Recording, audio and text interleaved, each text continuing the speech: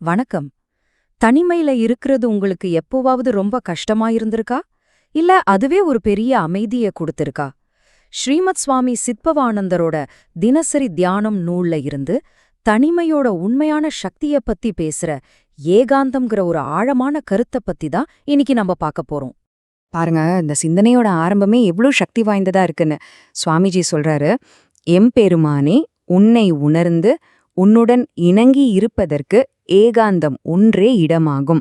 அதாவது இறைவனோட நாம ஒன்னு சேரணும்னா அதுக்கு இருக்கிற ஒரே இடம் தனிமைதான் சொல்றாரு. இந்த ஒரு வரிய மையமா வச்சுதான் நம்மளோட முழு புரிதலும் இருக்க போகுது.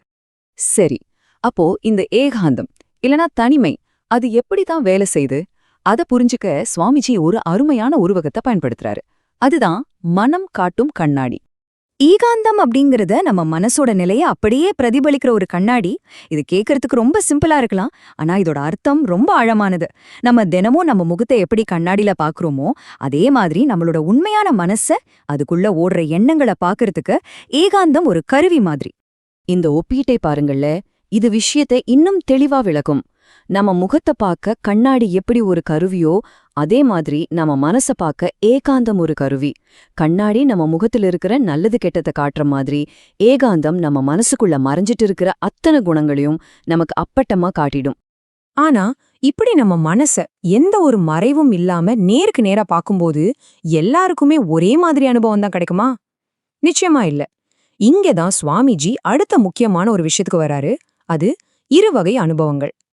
நம்மில் பல பேருக்கு தனிமைன்னா ஒரு விதமான பயம் வந்துடும்.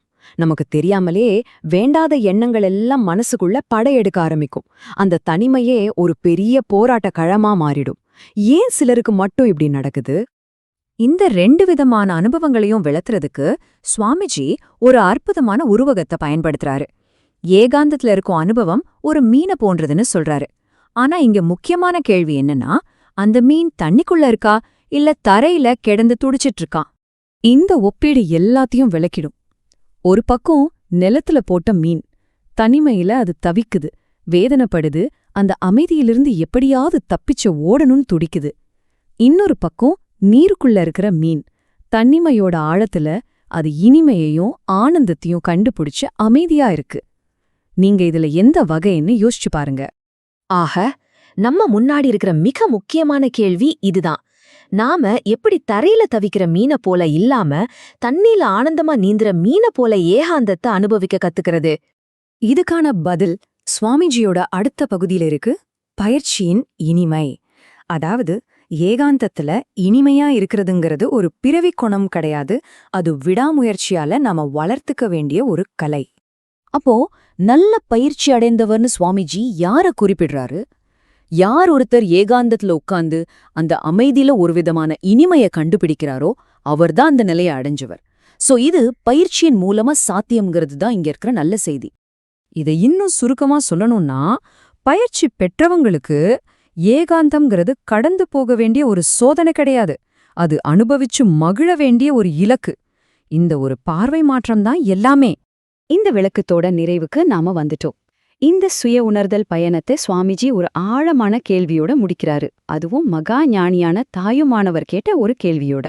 ஆமா, தாயுமானவர் இந்த சுய உணர்தல் பயணத்தோட இறுதி கட்டத்தை பத்தி நம்ம எல்லாரையும் சிந்திக்க வைக்கிற ஒரு கேள்வியை எழுப்புறாரு.